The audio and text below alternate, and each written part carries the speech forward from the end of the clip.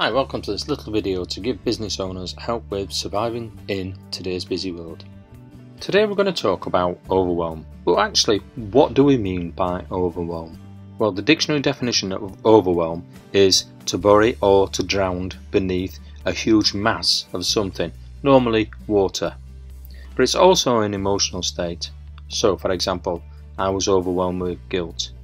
But for business owners, overwhelm generally manifests itself as sleepless nights, worrying about cash flow, worrying about overheads, worrying about tax bills, worrying about staff issues. Let's be honest, when you're lying awake at 3 AM, these problems can often seem insurmountable. Everything looks bleak. It's difficult to muster up the energy to care, let alone do something about your situation. So let's have a look at how you can overcome overwhelm. I've got a little process I'm going to share with you called the 5 C's. And the first C is clarity. The first C is all about clarity. The most successful business owners are those that have a real clarity about why they do what they do. They don't drift, so stop drifting. I can understand that when you're up to your derriere in alligators, it's hard to remember that your original objective was to drain the swamp. But remember why you do what you do. Be clear on what your objectives are. What your objectives are for that day, for that week, for that month, for that year. Be clear on what your objectives are. Be clear on why you do what you do. Is it about having the things that you want? Is it about living the life you want? Is it about providing for your family? It doesn't matter what it's about. What matters is that you're clear about what it's about. So you need to remind yourself. Use things like vision boards, but importantly, keep calm and focus on your goals. So the second C we're going to look at is confidence. A lot of times I hear people say that they will start something when they feel confident. The problem with this approach is that they never feel confident, so they never start. In order to overcome this problem, I use the confidence cycle, which starts with a commitment to do something. For example, a public speaking engagement. In this case, the commitment would be to actually book the engagement. So, on to the next stage in the confidence cycle, which is courage. Having booked the speaking engagement, you've got to have the courage to turn up at the venue, to get up onto the stage and to start talking, even though you don't feel confident, even though you feel sick to the pit of your stomach. That's courage. Having had the courage to get up and do something, in this case public speaking, you will move on to the next stage in the confidence cycle, i.e. capability, because without making the commitment and having the courage to follow through, you will never develop the capability. Having the capability to do something, in our case public speaking, will give you the final step in the confidence cycle, i.e. confidence. We can now start the cycle again to develop a new capability by making a new commitment to do something and having the courage to follow through. The final thought on confidence is a biggie, because if it's to be, it's up to me. There's only one person on earth who can dream your dreams. That person is you. There's only one person alive who can kill that dream. That person is you. There's only one person who can decide to make your dream come true. That person is you. Courage isn't feeling free from fear. Courage is facing fears you feel. If it's to be, it's up to me. So on to the next C, which is actually a B, behaviour. Because success is all about behaviour. Not attitude, not upbringing, not education, not skill, not luck, not capital. No, success is all about behaviour and your behaviour. Which means that if you behave in a way that's not congruent with the goals you want to achieve, then you'll never achieve them. So if you want to write a book but constantly allow yourself to be interrupted and distracted, you'll never do it. It's as simple as that. You must be really conscious of your behaviour.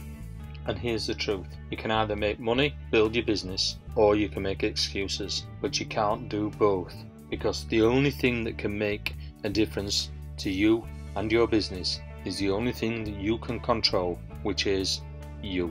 So the third C is all about your behaviour being congruent with your goals and your objectives. So on to the fourth C, which is an S. Be serious. Actually, it's consciousness, because all energy gets results, so you need to be conscious. So what are your daily disciplines? How do you start your day? How do you finish your day? How do you plan your day? Whatever you don't do regularly, by routine, by commitment, has a way of not getting done at all. Here are some key points on disciplines. 1. Don't beat yourself up. Self-discipline is rarely sustainable. It doesn't work. 2. Honour and integrity do work if you have a compelling reason. 3. You need to make commitments and have drop-dead deadlines.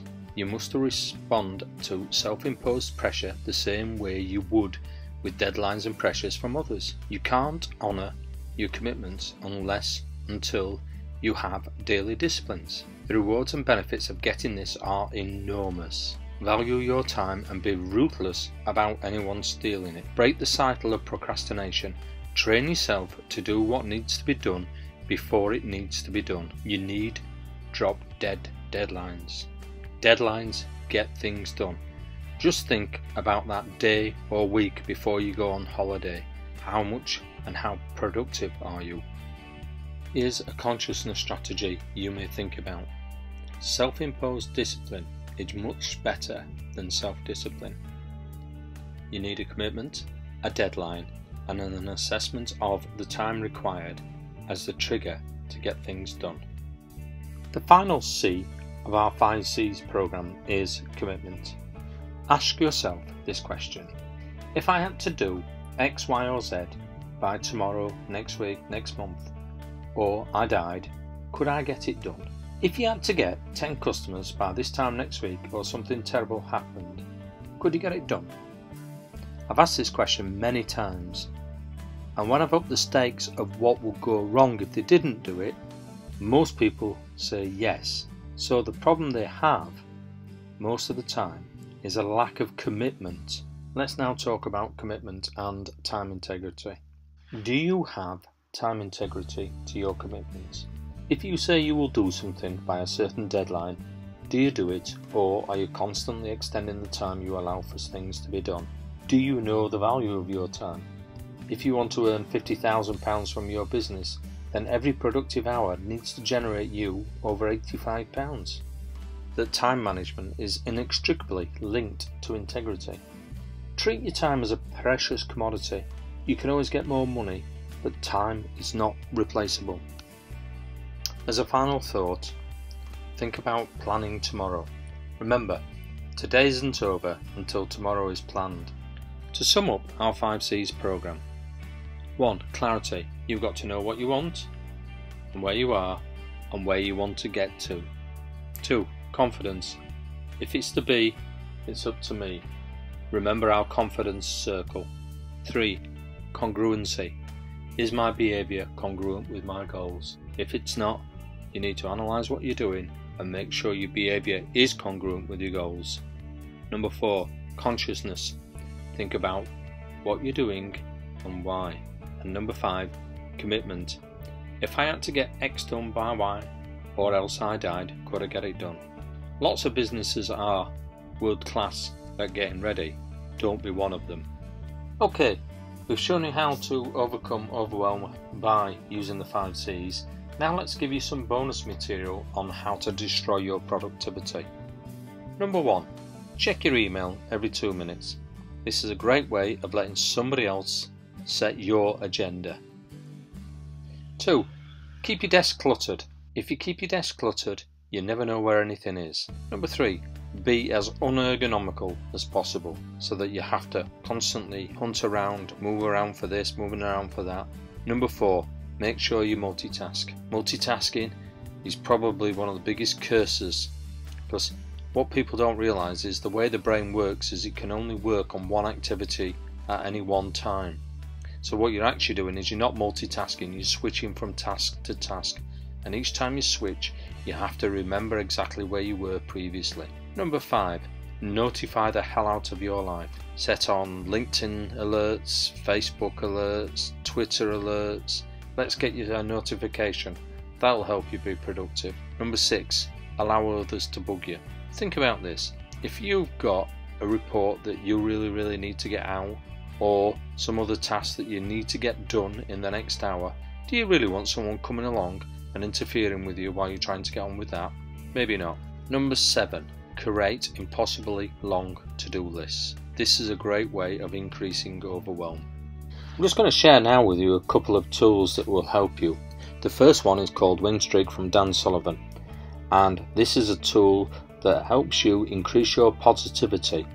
Win Streak is a simple tool that allows you to feel positive about your accomplishments at the end of the day. In order to increase your productivity, have a look at focusatwill.com. Focusatwill.com provides a music track that has been specifically redesigned for focus enhancement. It increases your attention span and general concentration, and is particularly good for when you've got to really get something done.